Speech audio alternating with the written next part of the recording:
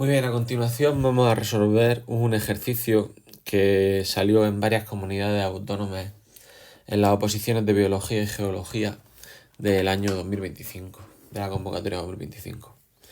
El ejercicio, pues básicamente consiste en establecer la existencia de una asociación entre dos especies o entre una especie y un factor abiótico. En este caso, si leemos el ejercicio, vemos que tenemos una especie vegetal que ha sido muestreada en tres tipos de suelos: carcisoles, gleisoles y insolonchaks.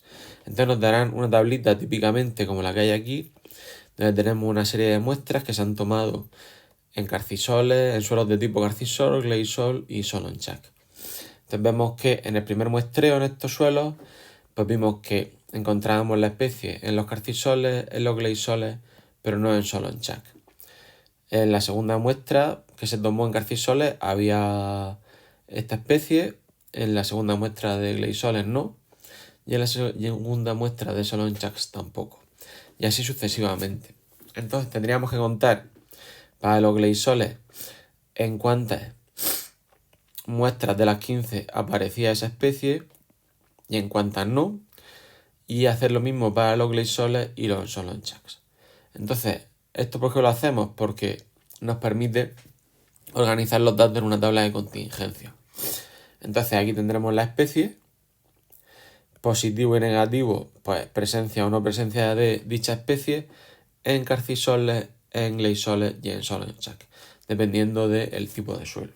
Entonces vemos que, por ejemplo, en los carcisoles, de esas 15 muestras, en 10 estaba presente la especie y en 5 no. Y tendríamos un total de 15 muestras tomadas en carcisoles. En los gleisoles tenemos que en 3 muestras teníamos la especie y en 12 no. Un total de 15 muestras tomadas en gleisoles, y en solonchak, de esas 15 muestras tomadas, pues en 2 estaba la especie y en 13 no. Entonces fijaros, muy importante que el total de todos los suelos con la especie presente serían 10 más 3 más 12 más 2, es decir, 15. Y de los totales de muestras que tomamos en todos los suelos, el total de muestras y la especie serían 5 más 12 más 13, 30. Nuestra hipótesis nula va a ser siempre, como en los problemas de genética, que no existe asociación entre las variables. Es decir, que estas diferencias que observamos, estas distribuciones, se deben puramente y exclusivamente al azar. Es decir, que la presencia de esa especie no depende del tipo de suelo. Y la hipótesis alternativa, la H1, será que sí existe una asociación y por lo tanto que la especie presentará preferencia por algún tipo de suelo. Bueno, entonces para hacer esto para calcular los esperados, primero debemos de calcular la probabilidad de... Aquí está calculada, pero yo la voy a hacer, ¿vale? Fijaros, ¿cuál será la probabilidad de encontrar la planta en cualquier suelo? Pues si nos fijamos en esta fila, independientemente del suelo, ya sean carcisoles, gleisoles y solonchak, hemos encontrado 15 muestras con la especie. ¿De cuántas muestras? Pues fijaros que el total serán 45, ¿vale? Es decir, dicho de otra manera, en 15 casos hemos encontrado la especie. En 30 casos, no. Total de casos, 45. ¿Cuál será la probabilidad de encontrar la especie en cualquier tipo de suelo? Pues casos favorables, 15. Casos posibles, 45. Esa será la probabilidad de encontrarla. ¿Y cuál será la probabilidad de no encontrarla? Pues si nos fijamos en esta fila de aquí, tenemos que de todas las muestras, es decir, de las 15 en carcisoles, de las 15 en gleisoles y de las 15 en solonchaks, resulta que en 30 de ellas no había, de un total de 45. Pues eso será la probabilidad de que no se encuentre. Estas dos probabilidades no dependen del tipo de suelo. Sería simplemente casos favorables sobre casos posibles, es decir, debiéndose única y exclusivamente al azar. Pues eso es lo que tenemos aquí, ¿vale? Entonces, si yo quiero calcular los esperados, por ejemplo, vamos a empezar aquí, los esperados en los calcisoles, ¿vale? Pues, ¿cuál es la probabilidad por puro azar de que yo encuentre en un calcisol esa especie? Pues 15 sobre 45. ¿Cuántas muestras he tomado en calcisoles? 15. Esto si lo resolvemos son 5. Pues, por lo tanto, yo esperaría de esas 15 muestras que en tomadas en los calcisoles que en 5 hubiera presencia de la especie. ¿Cuál es la probabilidad de que no se presente la especie? 30 sobre 45. Por 15 muestras que he tomado en calcisoles, 10. Vale, pues entonces yo esperaría que de esas 15 muestras, 10 no tuvieran la especie. De esas 15 muestras tomadas en calcisoles. Tenemos que repetir lo mismo para los gleisoles.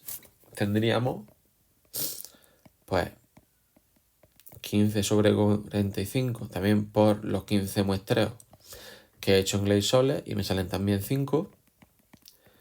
Y 30 sobre 45 por los 15 muestreos que he hecho en gleisoles, 10. Y fijaros que como también he hecho 15 muestreos en Solonchaks, pues tenemos exactamente el mismo resultado de esperado, que son los valores que están entre paréntesis.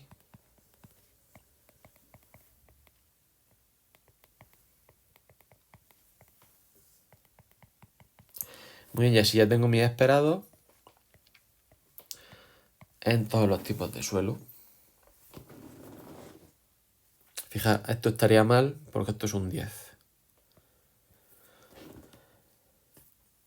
Muy bien, y calculo mi chi cuadrado. Os recuerdo que la chi cuadrado experimental se calcula con esta fórmula.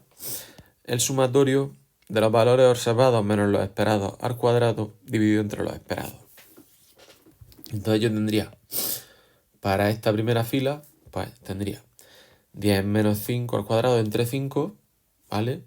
Luego esto vendría de aquí, 3 menos 5 al cuadrado dividido entre 3, y esta vendría de aquí, ¿vale? 2 menos 5 al cuadrado partido entre 5.